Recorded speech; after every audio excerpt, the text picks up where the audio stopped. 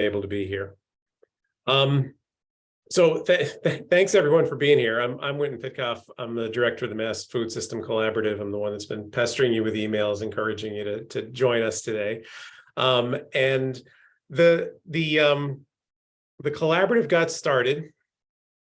I'm going to use slides. The collaborative got started in 2016 after the state completed its local food action plan. And this was a plan that was developed for the state, funded by the state as well. And it contains a lot of recommendations about how to make the state's local food system more sustainable and more equitable. It has lots of really narrow targeted recommendations, policy and funding recommendations, but overall it's based around these four big goals. How do we produce more food here in Massachusetts and have it consumed here in Massachusetts?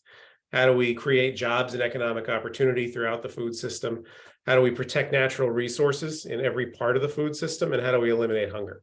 And that's the website where you can find the plan. And the plan and the ongoing work that all the organizations that you're going to hear from today is all focused on addressing some portion of these goals and addressing the significant imbalances and threats to our local food system. For instance, high rates of food insecurity. Hunger was at unacceptable levels before COVID. It increased significantly during the pandemic, and it's still significantly higher than it was prior to 2020. We know that despite the fact that food is financially inaccessible to many, food prices are actually lower than they've ever been, but people are still going hungry. And they're low because they're artificially depressed in a lot of ways, like the fact that food system workers are eligible for SNAP at a higher rate than any other industry because they're so poorly paid.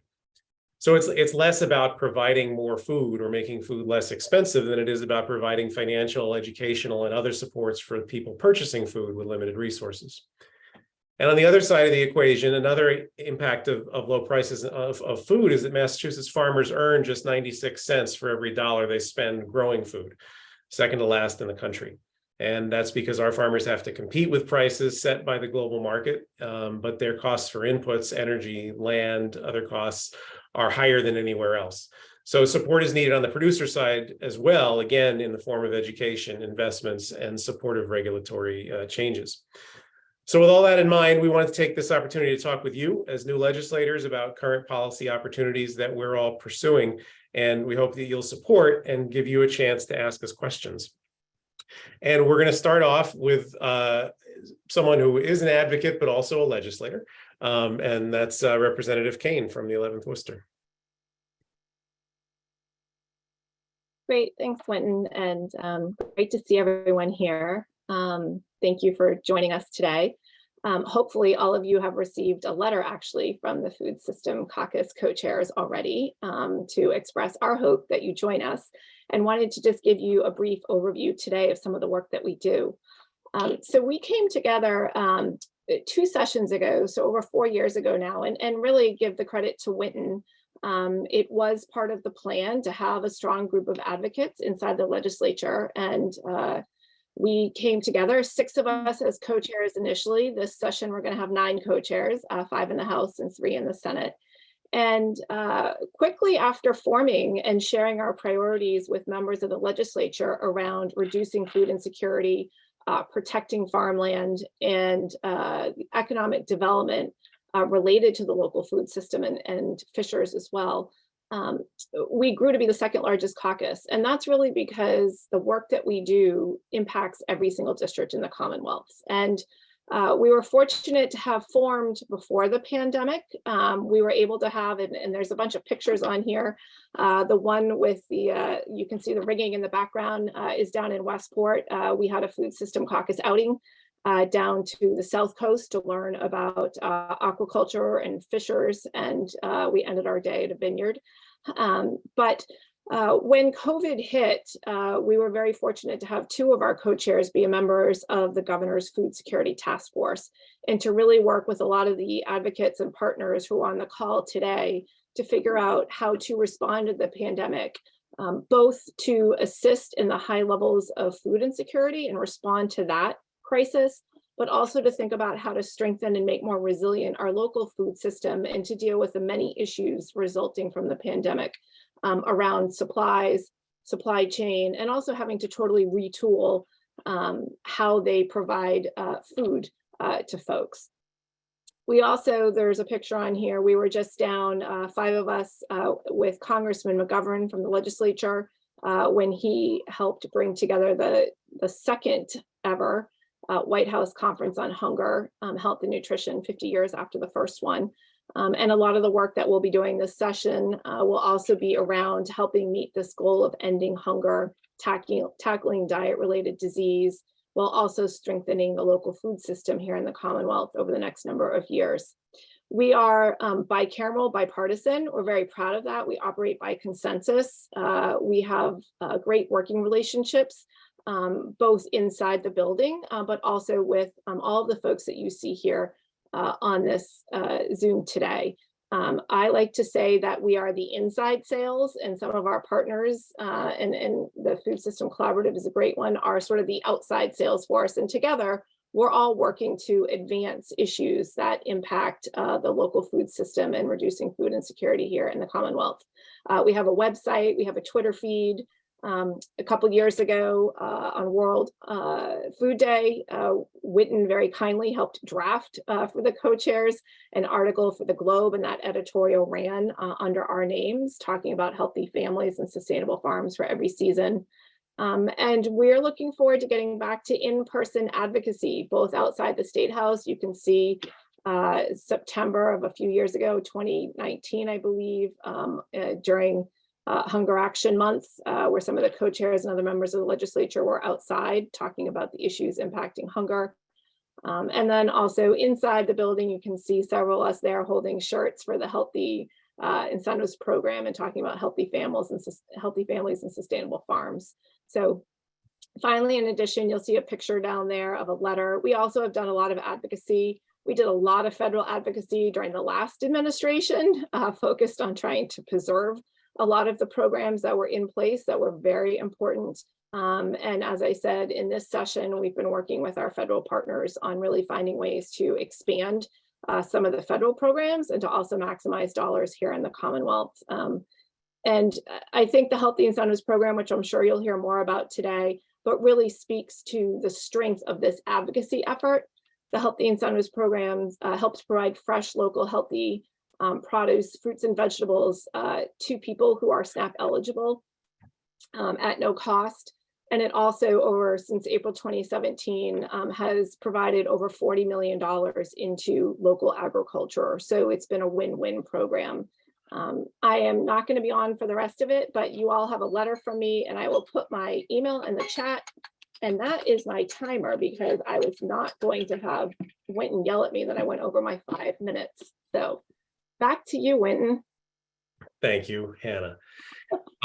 We're gonna go through and give all the advocates a chance to talk now, starting with from MPHA, Mass Public Health Association, Alexis Walls. Thanks so much, Wynton, and thanks everybody to all the other presenters, and congratulations to incoming legislators.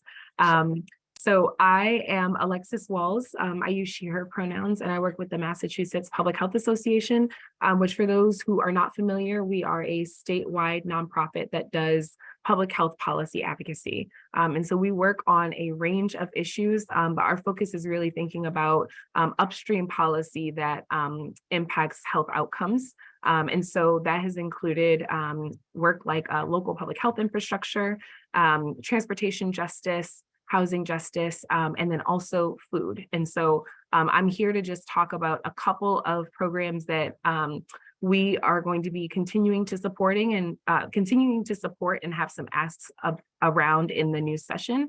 But I will just flag that, one of the things that we care deeply about is addressing the legacy of racism in our food system, from distribution, from production all the way to distribution. And so even though I'm only talking about 2 programs that we support, there are a lot of other great work that folks are going to talk about that we also believe are really important. And so I'll just sort of share a little bit about the 2 that are up here. So the first is the Massachusetts Food Trust Program, which is a program that provides loans, grants, and business assistance for increasing access to healthy, affordable food in low-income communities. This program began in 2018 with seed funding from the Baker administration and in partnership with MDAR. And to date, the program has funded 48 projects across 10 counties, and it's created more than 678 jobs and increased access to healthy, affordable food for over 225,000 people in the Commonwealth. What we will be asking for in the new session is a new bond authorization. So the bond authorization for the Food Trust program expired in 2021. And so we will be advocating for a new $10 million bond authorization for the Mass Food Trust program. And that will allow for the state to draw down on operating dollars to support the 2 community development financial institutions that run the program, which if you're interested, are the Local Enterprise Assistance Fund and the Franklin County Community Development Corporation. And so that's the first program that we will be supporting and the ask that we will have. The other that I just want to share a little bit about is the Mass in Motion program. And so Mass in Motion is a Mass Department of Public Health program that funds communities across the Commonwealth to address root causes of preventable chronic conditions. And so this work is accomplished through cross-sector collaborations that create opportunity for safe physical activity and healthy, affordable food access. To date, this program has begun to make positive policy changes across 70 cities, towns, and neighborhoods in Massachusetts, and has leveraged over $18 million in funding to improve health through projects like zoning and regulations that support community agriculture, as well as safe routes to school initiatives that support infrastructure and policies that improve walking and biking to schools. And so this program, the image that's on the screen says across 70 cities, towns, and neighborhoods. And even though that has been the case in the past, the program actually recently shrunk to sort of support fewer communities in the effort to have a deeper impact. And so I just want to note that that is a change to the image that's on the screen. But what we will be supporting in the new session is essentially just maintaining the current level of support that exists for the Mass in Motion program. And so I will pause there and see if there are any questions. And if there aren't, I'll just hand it back to Winton. I think we're going to do questions at the end because some of our speakers have to jump too. Okay. So I want to move on to Pat Baker from Mass Law Reform Institute. Hi, good afternoon, everybody. It's really a pleasure to be here with you. Massachusetts Law Reform Institute is a statewide poverty law center. We work in 8 different areas of the law, including housing, immigration law, healthcare, disability, employment rights. We support the local legal services programs as well. It's free legal aid. So if you're working with constituents that have issues, we can get you to advocates who can address them. MLRI does the policy work, class action litigation. We work on federal policy as well. And I focus on food security issues. Our top priorities for this coming year, first is we had a number of successful campaigns this past year. One was a common application, which will allow people who are applying for needs-based benefits to seek multiple benefits at the same time. It doesn't make them eligible, but it creates a common application. If you have recently applied to college or your kids have, and you know what that common app looks like, same idea, which is single portal, multiple benefits you can ask for, and then each state agency would process them. We are also going to be launching a campaign this year for state-funded nutrition benefits for legally present ineligible immigrants. This is something Massachusetts did from 1997 to 2002 after the federal welfare reform law cut thousands of immigrants off. We're focusing on immigrants who have temporary protected status, pending asylum, not eligible for federal benefits, victims of violence, not eligible for federal benefits, 5-year waiting periods for battered immigrants to get benefits. So there's a number of immigrants who are in dire need, not eligible, and that is something we'll be filing. We're very much involved in and supporting Project Bread's Universal School Meal Plan. which you'll hear more about school meal initiative. And we're hoping that all the school districts will actually abide by and implement a federal option to get federal money for universal school meals in their districts if they qualify. We are going to continue our Hunger-Free Campus campaign. I know Aaron Saunders is on the call. Hi, Aaron. He was working with us on that campaign. We're still fighting to get it through informal session, but if that doesn't happen, we will be refiling that. That is a bill that will engage Massachusetts 2- and 4-year colleges and minority serving institutions in creating hunger-free campuses, leveraging federal SNAP, food dollars, and other benefits to address the needs of college students in the state. Very critical. Again, we're hoping we get it through. We did succeed in getting $3.7 million in American Rescue Plan funding for this current year, but we want to make this permanent.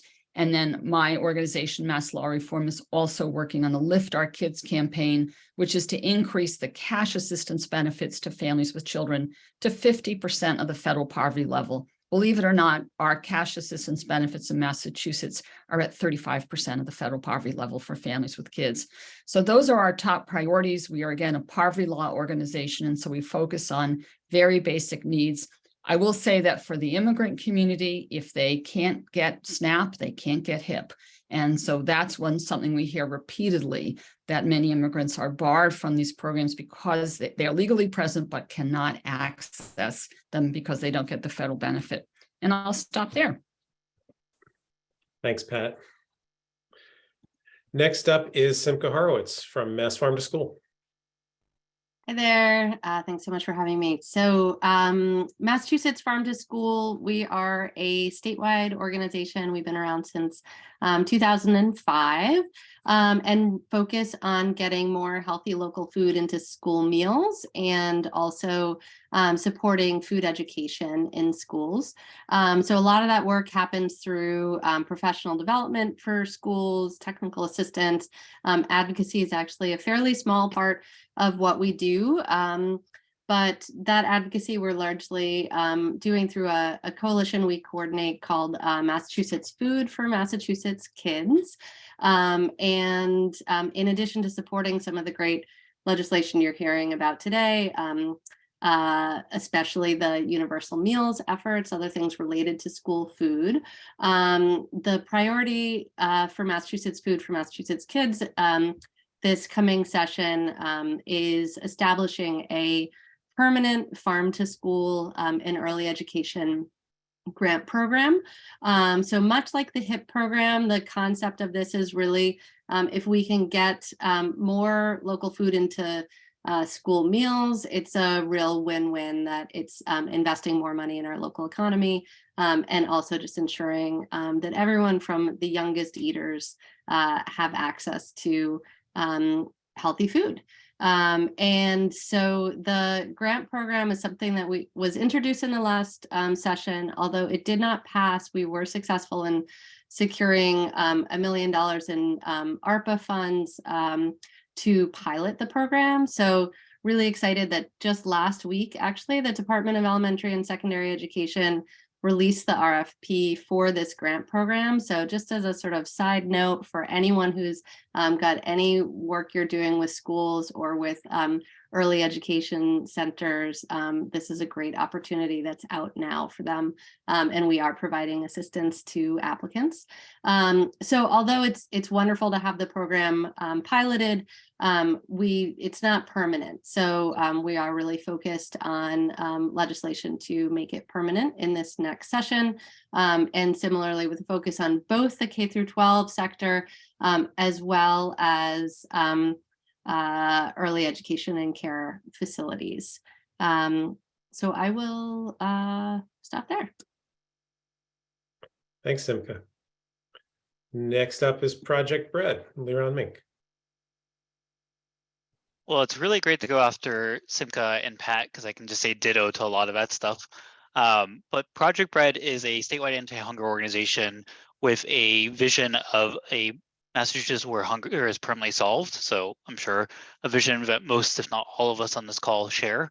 The way we approach that is really focusing on the federal nutrition and federal assistance programs. We see them as programs that can be scalable and really maximized to reach the most number of people. And programs like SNAP allow for a dignity of choice and convenience, so people can go shopping just like anyone else goes shopping and get the groceries they need. So we think it's a approach that in its current federal form has a lot of room for improvement, but holds a lot of promise to really addressing hunger. And but the state can do a lot of things to both promote those programs and then supplement those programs to make them more effective in reaching more people and to be able to reach them in a more robust way. So just two programs that help illustrate that kind of work that we do that are supported by the legislature.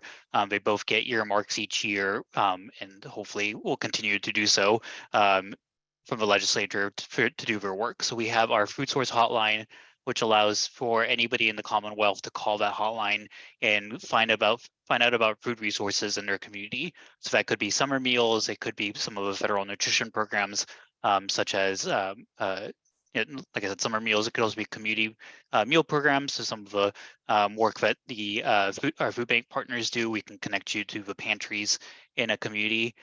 What's unique about that hotline is a caller can call and begin a SNAP application right there on the phone. And that's really critical because if somebody's in a crisis situation, we want to pair them up with that immediate resource and then also be able to get them connected to that resource, which would help them more in the medium and long term. And so that's a number that we can send around. Certainly any materials we've sent you already has that on there, but it's a great resource if you do hear from a constituent who might be struggling or is working with people who may be facing food insecurity and other challenges. Please encourage them to call that hotline to get connected to those resources. The other program that's funded by the legislature is our Child Nutrition Outreach Program that's contracted by the Department of Elementary and Secondary Education. And they primarily focus on promoting school breakfast and summer meals, being two really underutilized federal nutrition programs that have a really big impact on students and then students who are out of school during the summer. So they do a lot of promotion of those programs, work with committees and sponsors to make sure that those are reaching as many students and families as possible.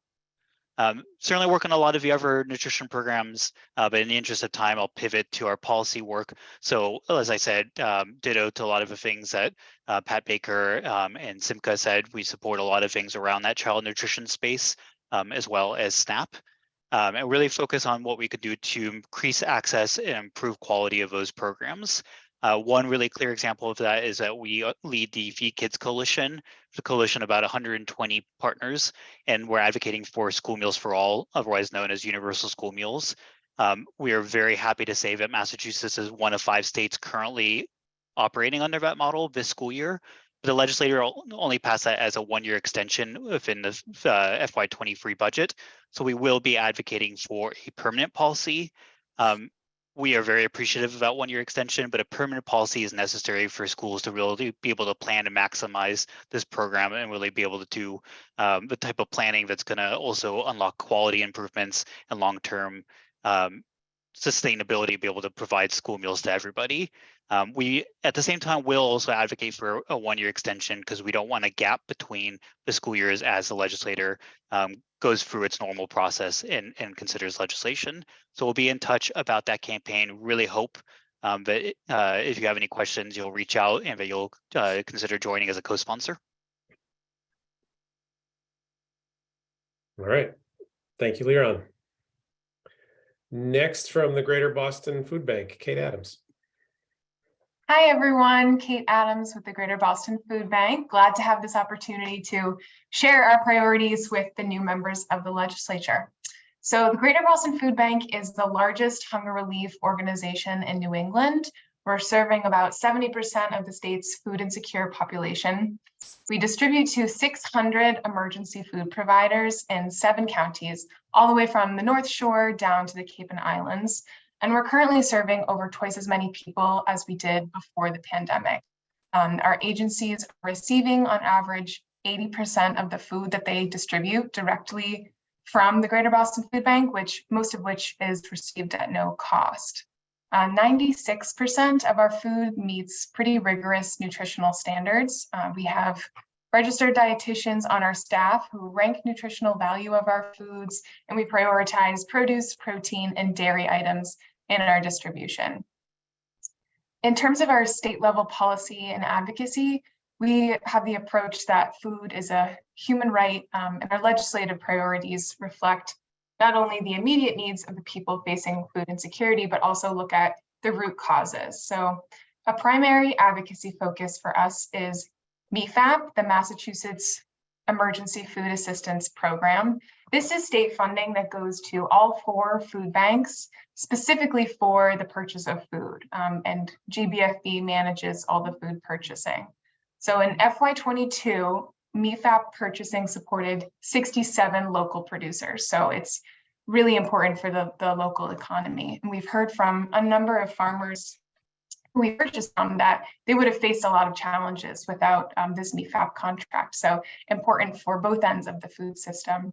Over the past 2 years, our collective MFAP produce distribution has grown by almost 250%. So I've been with the food bank for 6 months now, and combing through all these statistics, that one really stuck with me, that really significant growth in produce distribution with MFAP, as it's been a consistent request from our communities for more fresh produce. So last year in the budget, we asked for 30 million, which we were grateful to receive and use up. And this year you'll be hearing from us with a $35 million ask to account for some inflation. You know, we're seeing across the board about 15 to 20% increase in food pricing, coupled with a decline in fundraising and the persistent need. So passing college hunger is another priority that Pat Baker just touched upon. So I'll skip through that one, but we're also supporting cash assistance and tax reform policies to support low-income individuals and families, and are proud to stand with, I think, everyone in this call to advance universal school meals and the Healthy Incentives Program, working with the SNAP Coalition on their priorities and with implementing the Common App. So that's it from me, and I'll pass it along. Thank you. Thanks, Kate. Next up is Laura Sylvester from the Food Bank of Western Mass. Hi, everyone. Laura Sylvester. I'm the Public Policy Manager at the Food Bank of Western Mass, and I am here with my colleague, Emily. And congratulations on your election victories. We're really thrilled to have new faces in the legislature and happy that you're here to learn about our priorities. And so there's a lot of overlap between what we're working on and what the other organizations are working on this call. The anti-hunger advocates in this state work really closely together, and you know, we're a great team, and the more we work together, the more we can get things done. So I'll also say that there's 4 food banks in the state of Massachusetts: Greater Boston, the Merrimack Valley, which covers sort of like the Lowell area, the Worcester Food Bank, and then us, the Food Bank of Western Mass. We cover the 4 westernmost counties in Massachusetts. So Hampden, Hampshire, Berkshire, and Franklin, which includes Erin's district and Shirley's district. In fact, Erin is my personal state rep. So hi, Erin, nice to see you. And Shirley, we are going to be moving into a new building in Chicopee in September, which will be in your district. So really excited to see you as well. So I will not go over the things that have already been mentioned here. Both Pat and Leron and Kate have talked about the Hunger Free Campus Initiative. We are definitely hopeful that that's going to pass in an informal session, and we can cross that off our list for next year. But if not, we're ready to refile. I will spend a little bit of time talking about this Cliff Effect pilot program that we just passed, because this is a really big deal, something that we've been working on for the last 6 years to try and get through. And this was a pilot that was part of the economic development bill that just passed at the end of October. And it's for 100 people across the state who are experiencing the cliff effect. And the cliff effect, if you are unfamiliar with that term, is what happens to low-income workers who are not making enough money in their jobs to support their families. So as a result, They qualify for benefits like rental assistance, childcare vouchers, transportation vouchers, SNAP benefits. And so if they're trying to get ahead in their careers, they're trying to, go back and get a new degree, they get a new job, they get a little bit of a raise, and a little bit of that income makes them ineligible for benefits because there is no like glide path. There's most benefits, you hit an income limit and you just lose the benefit. So people can't take those jobs or those raises because they will end up being worse off than they were before. This is a huge problem, not just in Massachusetts, but everywhere throughout this country.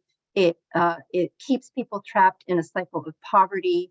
And there's been a lot of talk about this in the last 10 years, but not a lot that has been done. So we have come up with this pilot that will train people in new career growth jobs, give them coaching and financial mentoring, and give them cash payments to make up for the loss of any benefits incurred when they take new jobs or raises.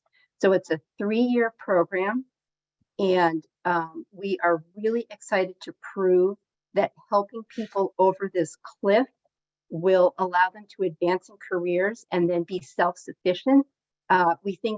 We know that this is going to, in the end, save the state money because it costs less to support people to get ahead than it does to keep paying them benefits endlessly. So we're really excited to begin this program next year. We've gotten $1 million in ARPA funding to jumpstart it. It's supposed to be a 3-year program. So at some point, we are going to be coming and asking for more money for years 2 and 3. And we're also hoping that we're going to collect enough data in that first year to be able to just say, look, we know this is working. Let's just pass it. So it's not just for 100 people, but it's for everyone who needs it. And Massachusetts is the first state in the country to be doing this. And we really hope to also be able to pass this federally because we can really make a difference. Massachusetts is the leader in so many ways, and we're really excited to move forward with this. So I just want to let you know about that. Kate already talked about MEFAP. We are going to be letting you know more about that as time goes on.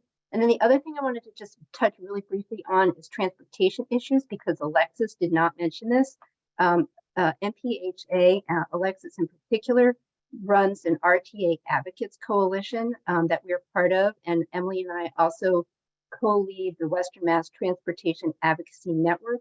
And so lack of transportation is a huge cause of food insecurity across the state. And the way that transportation is funded in Massachusetts is broken. I'm thrilled that we just passed the Fair Share Amendment, because that, I hope, is going to go a long way towards fixing that funding. But the way that the RTAs and regional transit authorities are funded is just crazy right now. The MBTA gets 93% of the transportation funding, and then the other 12 RTAs in the state are left to share the remaining 7% of funding. So especially in Western Mass, public transportation is inadequate. There's not enough of it. There's huge swaths of our area that have no public transportation whatsoever. And so we are going to be asking for more equitable funding for the RTAs. Also, of course, support health incentives program. We are all in with Project Bread's Universal School Meals campaign. And then we're also really supportive of the food literacy for all that Lincoln is leading, and I'm sure somebody else will talk about. So thank you so much, and I will turn it over to the next person. And that next person is Kelly Coleman, speaking for the Buy Locals. Hello, good afternoon. Thank you all for being here, and congratulations to the new legislators. I am Kelly Coleman. I'm the program director at CISA, Community Involved in Sustaining Agriculture. We're one of 9 buy locals that there are organizations that work across the state to promote local agriculture and provide technical assistance and support to farmers. And I'm, hold on a second, finding my view. So anyhow, I wanted to talk primarily about these organizations. So as you can see, CISA is one of 9 organizations across the state, but we share some things in each of these organizations works locally in our own communities and work slightly differently, but we share a couple of common goals and interests in our work. One is that all of these organizations increase consumer awareness and demand for local agriculture, largely through public-facing outreach, marketing, and education to consumers and to people so that they know where, why, and how to buy local. We also engage the community directly in supporting agriculture, inviting community members to support policy that's ag-friendly, farm-friendly, food policy-friendly, like a lot of the policies that our partners have been sharing already today. And we provide direct technical assistance and support to farmers and related businesses within the food system, helping them access grants and resources, helping them think through their businesses and make decisions around marketing, financial planning that allow them to run successful farm businesses. And finally, we all work to increase access to local food, primarily by supporting the state's Healthy Incentives Program, providing support to farmers who need to learn how to accept the Healthy Incentives Program so that there's a seamless transaction from the point of SNAP clients, and also providing outreach and training for service providers so that more people know about the HIP component of SNAP access and can take advantage of, can adjust their shopping habits so that they can access that additional free matched fruits and vegetables that come directly from local farms. So funding has supported buy local work across the state for over 16 years, and this consistent commitment on behalf of the legislature has allowed us all to strengthen the local food economies in our region. National research has regularly suggested that active buy local campaigns help support more robust sales, especially or even in times of weakness. And we found that during the pandemic that was especially true, that because we were able to get out and support farmers in transitioning to online ordering, delivery, curbside pickup, and because we were able to communicate directly to consumers about the available options for accessing local food, that there was a big surge in direct support for local agriculture. But we also see that local farmers, regardless of the impact, find, or sort of whether or not we're in a pandemic, find that participating in a buy local in a community that has a buy local program leads to increase in their bottom line. Finally, our CISA's website includes a buy local food calculator where we've looked at the economic impact of having more people purchase local food. And what we have found is that if every household in the state was able to shift just $5 of their food budget toward to buying local fruits and vegetables, dairy, meat, etc., that would result in almost $80 million in additional money to the local economy and over 1,500 new jobs, and would result in over $250 million of 250 million servings of fresh and local food going to our neighbors. So we typically ask for funding as part of the state budget. So you'll be hearing more about us as we move into the budget cycle. In terms of other policy priorities, we, as an active participant in the Food System Collaborative and as partners with many of the organizations that you've already heard from and will hear from, participate in support many of these initiatives. So look forward to working with you all to support all of these. Thanks, Kelly. Marty from NOFA Mass. Great, thanks, Winton, and thank you everyone for being here and for watching this recording. My name is Marty Dagoberto Driggs, he, him, joining you from the ancestral lands of the Pecumtuck in present-day Franklin County. And I am the policy director of NOFA Mass. The Northeast Organic Farming Association is a statewide network of ecologically minded gardeners, farmers, growers, landscapers, foodies, and food activists who have been organizing since the 80s. Actually, we're celebrating 40 years this year through education and advocacy to increase the availability and production of nutrient-dense food and healthy living landscapes that are coming from healthy soils and grown without the use of toxic pesticides and synthetic fertilizers. And our policy and advocacy largely revolve around ecological integrity, reducing the use of toxins in our food system and in our landscapes, protecting pollinator health, and promoting the use of healthy soils practices as a means of climate adaptation and mitigation. And our specific priorities that are coming together for the next session, very much revolving around those topics. And I wanted to just bring your attention to a few of these discrete campaigns. We've had several hearings over the years that have been filled with advocates calling for reform of various elements of how pesticides are regulated in Massachusetts. We want to support the Department of Agriculture in its statutory obligation to reduce pesticides use and promote agroecological cultivation in our state. And Rep. Dome and the ENRA committee reported out favorably a reform bill that would create a task force to really look at a big picture overhaul of that whole process. And that was recommended ought to pass earlier this year, and we're hoping it's going to sail through this session.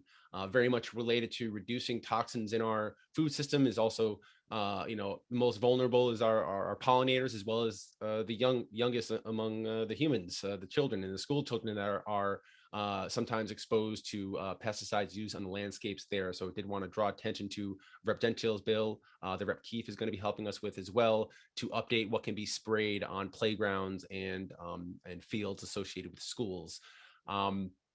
The PFAS issue is something that is only increasing in prevalence in our consciousness here, and we want to get ahead of that and make sure that the burden of protecting our communities and our food supply and our ecosystems from these forever chemicals does not unduly burden our farming community and our agricultural economy. We want to follow what's been done in Maine and make sure that we're phasing out and, well, first of all, stopping the spread of PFAS-laden biosolids, to phase out PFAS-containing pesticides, and most importantly, to fund comprehensive supports such as soil testing, income replacement, and potential farm buyouts for agricultural operations that may be interrupted once they discover elevated levels of these compounds in the soil. And finally, we're still anxiously awaiting the anticipated release of the Healthy Soils Action Plan, which we hear could still come out during this administration. But the development of our Healthy Soils program, which was created by the legislature at the beginning of 2021, has sort of been in a holding pattern waiting for that plan. And as soon as it's released, we're ready to hit the ground with our statewide coalition of Healthy Soils advocates to develop that program and continue to get it funded so that we can scale out these practices that will help our agricultural community withstand extreme weather and directly contribute to our net zero goals for the Commonwealth. Thank you. Thanks, Marty. And last up is me. And I mentioned at the beginning of the session the state's local food action plan, and the collaborative really works to facilitate implementation of that plan and to hold its vision. We work primarily through education and advocacy. We're guided by policy and budget recommendations from the plan, particularly those that can be acted upon by the legislature. And some of our work over the last few years has included leading the campaign for HIP financing, which supports the Healthy Incentives Program. We advocated for the formation of the caucus, as Hannah mentioned earlier. We were part of crafting and advocating for the Food Security Infrastructure Grant Program. And our advocacy led to new money for UMass Extension this year for the first time in a long time, many decades, actually. As for what we're working on now, our primary goal is really to help all policymakers consider food when you're thinking about any policy. Climate change intersects with the food system, so does transportation, so does public health, so does education. And so when you're making decisions about any of these issues, there's opportunities to consider both how Can the food system support what's needed in these areas, as well as how can we ensure that efforts to support any of these other issues also support the food system? As far as specific priorities in the upcoming session, food literacy in schools is a top priority. We published a report, which you can find on our website, about great efforts that are happening in classrooms around the state and the impact that education about food can have on students and on public health and on career readiness and even on cultural competencies and understanding of issues of equity. But it's a patchwork of efforts right now, and a statewide push is needed to bring that kind of education to all classrooms. We're working on a bill that would direct DESE to provide resources and guidance so that more schools can provide education about nutrition, culinary arts, and food system issues, and also advocating for funding to support schools in doing so. There's dramatic racial inequities in agriculture in Massachusetts and opportunities for the state to intervene to address them. And this bill would, the Agricultural Equity Commission bill would establish a commission charged with developing recommendations to MDAR for MDAR to equitably serve socially disadvantaged farmers to address these disparities. There's a number of bills in the work related to farmland protection and access, including one that would make smaller farms eligible for tax relief and other benefits that are currently only afforded to larger farms, and one that would allow the Department of Agricultural Resources to purchase, hold, and dispose of land, something that would be a valuable tool in protecting farmland, but that the department is currently not allowed to do, even though many other agencies are. Food waste, about 20% of our trash in Massachusetts is food waste. And we've been working with Representative Kane for several sessions on a bill that would relieve two of the biggest obstacles to donating food. It would provide relief from liability concerns for donors, as well as a tax credit for those who donate edible food. And then PFAS, as Marty just said, last session, the legislature led a commission on PFAS, or forever chemicals. We're anticipating some significant legislation on this commission's report, but the report really didn't touch on the potential impact of these chemicals on farms and on our food supply. So we're working with legislators on a bill that would provide some protections and relief for farmers, since this issue is really turning into an existential threat for many of them. And then finally, the Healthy Incentive Program that you've heard about from lots of folks. The program doubles SNAP recipients' purchases of fresh, healthy local food when they buy directly from farmers. To date, the program has provided $42 million in food to some of the Commonwealth's most vulnerable communities, with all of that money going to help sustain Massachusetts farmers. So we're going to be working to ensure that funding keeps pace with demand so that the program can run continuously and smoothly, and to encode the program into law as a way of ensuring its long-term sustainability. So that's us. I appreciate your patience in listening to what we all had to say, and I wanted to open it up. I think we've lost some folks, but there's at least a few of you here still. Priscilla, Aaron, and Shirley, welcome to the legislature. Welcome to the world of food system advocacy, and wanted to give you a chance to ask any questions you might have.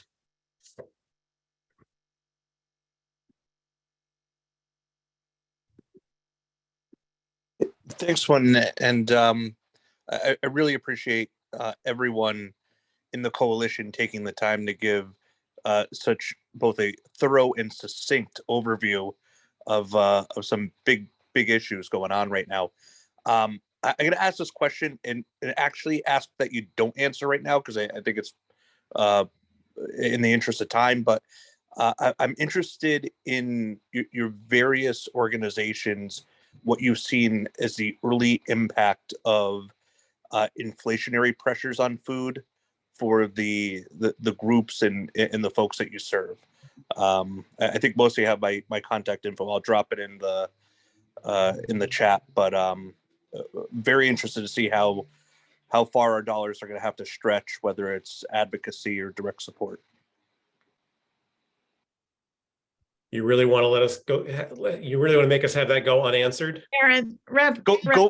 That's not fair. I was looking at Pat and restraining herself there. Come on, Pat. You can give a No, I mean, it's a really important question, and I'll just say from SNAP land that even with the 12% increase in SNAP benefits, it has not kept up with inflation. I know schools are struggling to buy the food they need for students and keep up that. It's been hard to get. We're sort of barely treading water, and that's a very big question and a good question. And the question, of course, is what is that for state revenue is what we need to keep Massachusetts people fed and healthy. So I think it's an excellent question. We'll have we'll collectively write a memo for you before the end of the day and send it to you with our budget analysis. It's been a while, Pat, since I've got one of your memos, so I'm looking forward to it. It's been a couple hours for me. Priscilla, you've got your hand up. Yes, thank you. I cannot, I don't think I have the words to appreciate enough. You all taking the time to brief us on this. It is incredibly relevant to the work. I'm in one of the newly created minority majority districts, and a significant portion of my district is a food desert.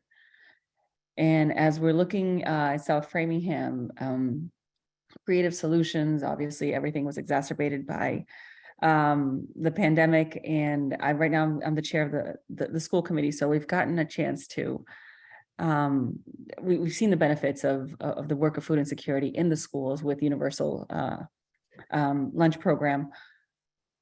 But one of the things that I still, as we're exploring like different options, is access to, you guys are talking about produce. The difficulty in the pipeline, I heard this all through the summer, of farmers markets being able to access SNAP benefits. And there were vendors that were stuck in the pipeline, or not vendors, but farmers markets.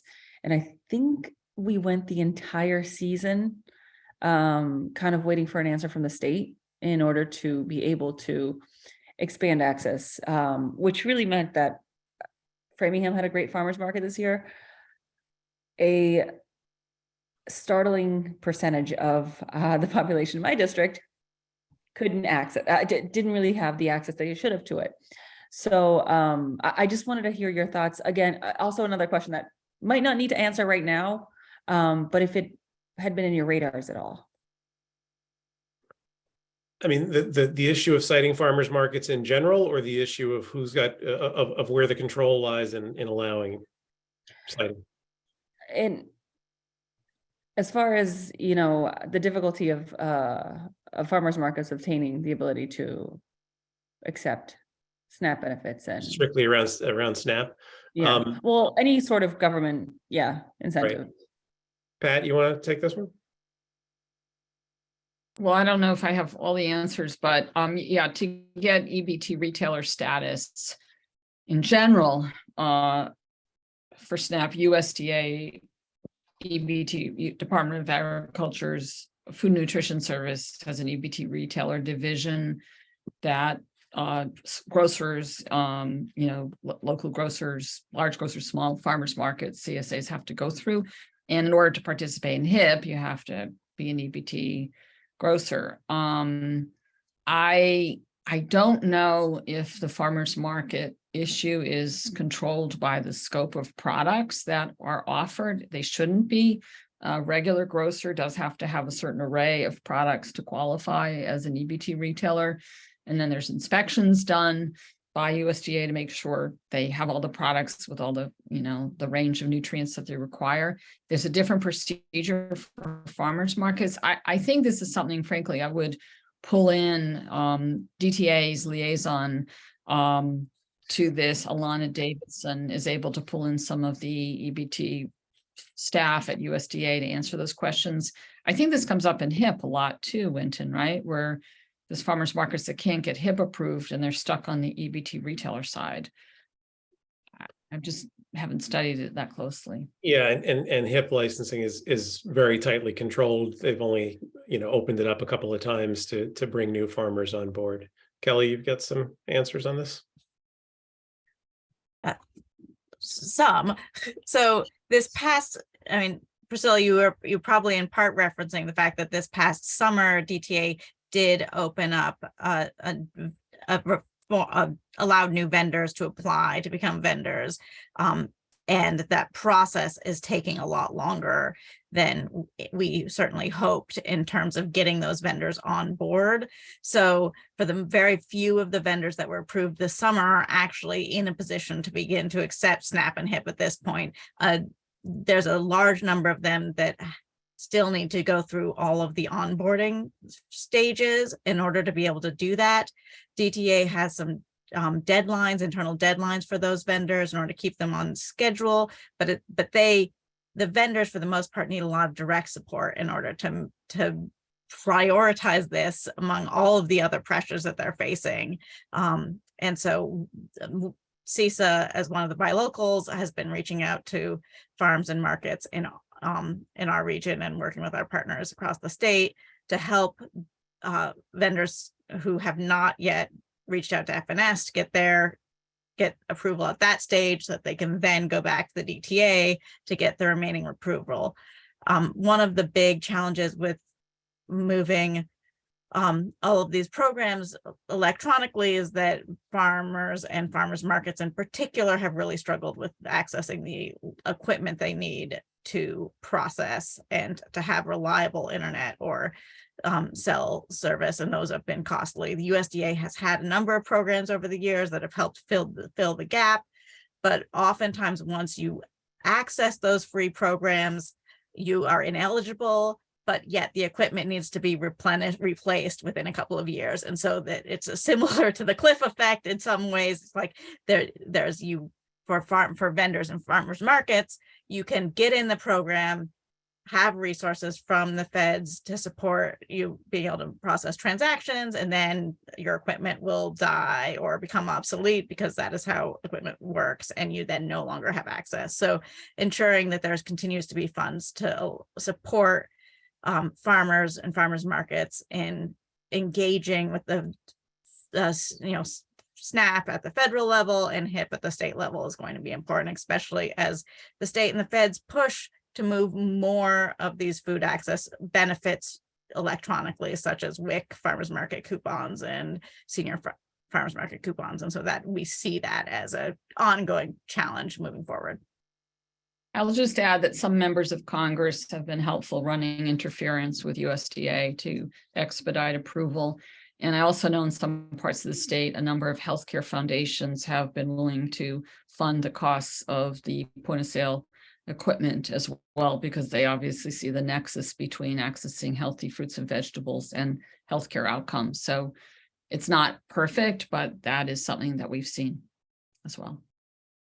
Thank you so much. I appreciate it. I just, I spent my summer talking to even other towns, and it seemed to be obviously from the outside looking in an inconsistency issue. And we were just trying to figure out if there was any intervention at the state level that I guess could have been done to facilitate this.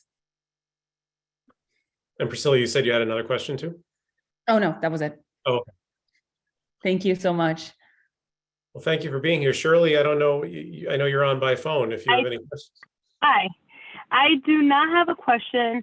I simply wanted to thank you all for participating, putting this call together. The information was great to have and hear. There's so much to do, so much to learn, and having great partners in the community across the Commonwealth who are taking this issue at heart and are very passionate about it. It speaks volumes. And so I'm just happy to be a part of this conversation. As we all know, food is not a choice, it's not a privilege, it's a necessity. So we need to ensure that we're continuing this battle, ensuring that families from all walks of life have enough nutrition required food, right? We need this for so many different aspects. I mean, we can't live without water and food, and nutritious food is so vital and so important. And too often families find themselves cutting corners and sacrificing that nutrition that they need for their families and the loved ones in order to cover other expenses, such as the energy crisis that we have ongoing right now, 60% increase for this winter. So having programs and resources in the community for families is vital, and I'm so thankful that we have great folks out here fighting this good fight. And I just wanted to say that I'm here to help and push this agenda forward. And once again, thank you all for all that you do. Thank you, Shirley. It's great to know we've got some new food system advocates on Beacon Hill, and we're looking forward to working with all of you. Pat, you've got your hand up. Yeah, I just want to say that if any of you need district-based information, zip code data on the number of SNAP households in your district, we have that. The state posts it. If you need information from the food banks on the utilization of MFAP and TFAP in food pantries in your area, they have it. We sit on data, we don't sit on it, we use data, we track it. Project Bread knows a ton of information about the National School Lunch Program, participation in districts as well. So if there's data you need to be able to think about a bill or a budget policy, if you want a number crunch something, I think all of us are here to offer our resources for that. We know you're going to be staffing up and as new members dealing with like a ton of issues, more than just food security. But the other thing I want to offer is that I know your constituent services staff may be needing help with issues that come up for your certain constituents. And again, I want to lift up a lot of services here. The food banks, the Western Mass Food Bank, it has a SNAP outreach team. Project Bread has the food source hotline. Legal services can do, housing, eviction, immigration, et cetera. So we are here as a resource for your constituents, low-income constituents, as well as a resource for your policies and data. So lean on us because that, we want you to be successful as well as, focus on core food security issues as well. So I just wanted to offer that for all of us. And I'm assuming that was okay to offer, Winton. Yes, and I'll send to each of you and all of the incoming legislators a link to the video of this session so you can refer back to it as needed, as well as email addresses from everyone who presented today. We're always eager to work with legislators and provide resources as needed. And I hope you enjoy next week's legislative boot camp. If there's nothing else, I think we can sign off for the day and have a great weekend, everybody. Thanks, Wynn. Nice to see everyone. Thanks all. Thanks, everyone.